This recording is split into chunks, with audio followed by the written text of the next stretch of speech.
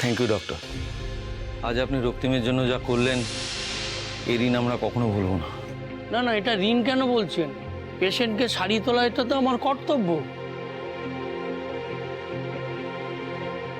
আচ্ছা ডক্টর, বলছি আমরা একবার ভাইদার সাথে গিয়ে ভেতরে দেখা করতে পারবো? না না, এখন নয়।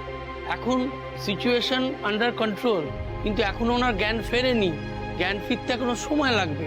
এখনো 12 ঘন্টা ওনাকে আমাদের অবজারভেশনে রাখতে হবে। আচ্ছা ডক্টর, বলছি তারপরে রিকু একদম সুস্থ হয়ে যাবে, তাই তো? দেখুন, ওনার মাথায় তো চোট ছিল, ওনার আঘাত কতটা সেটা আমাদের দেখতে হবে। জ্ঞান ফিরে আসলে সেটাই আমরা মনিটর করব, তারপরই সব আপনাদের জানাতে পারবো। তবে আশা রাখছি সবই ঠিকই থাকবে। Thank you doctor, thank you.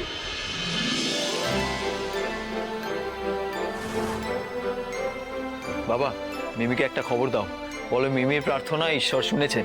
শুনতে তো হতোই হরি, ঈশ্বরকে শুনতে তো হতোই। আমি সবসময় বলি না তোকে যে আমাদের ডালি হচ্ছে রক্তিমের ঢাল, বুঝলি? কিন্তু ডালিকে এখন খবরটা দেবো কিভাবে? ও কোন মন্দিরে গেছে সেটা তো জানি না। আশেপাশেই গেছে নিশ্চয়ই। আমরা কিছুক্ষণ ওয়েট করি, না ফিরলে আমি খুঁজতে যাচ্ছি। আচ্ছা অরি, বলছি তুই বাড়িতে ফোন করে একবার সুখবরটা দিয়ে দে, সবাই নিশ্চয়ই খুব দুশ্চিন্তা করছে। হ্যাঁ Rishabh.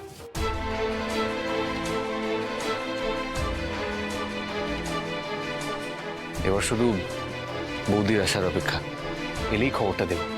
I am damn sure বৌদি এই খবরটা শুনলে খুব খুশি হবে।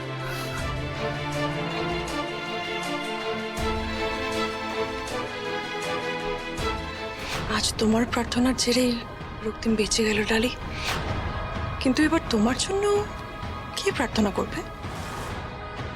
কে বাঁচাবে তোমায়?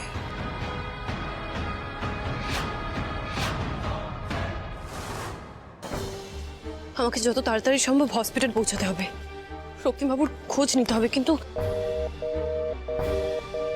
ধ্যাৎ, ফোনটাও লাগছে না, নেটওয়ার্ক নেই।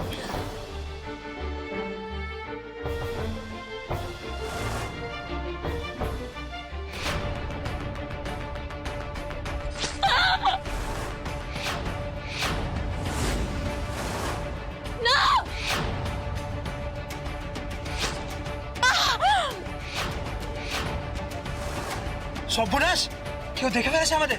চল এখান থেকে পালাই। এই দাঁড়াও, দাঁড়াও বলছি, দাঁড়াও।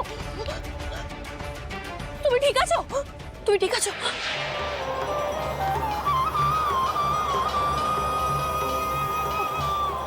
ওঠো আস্তে।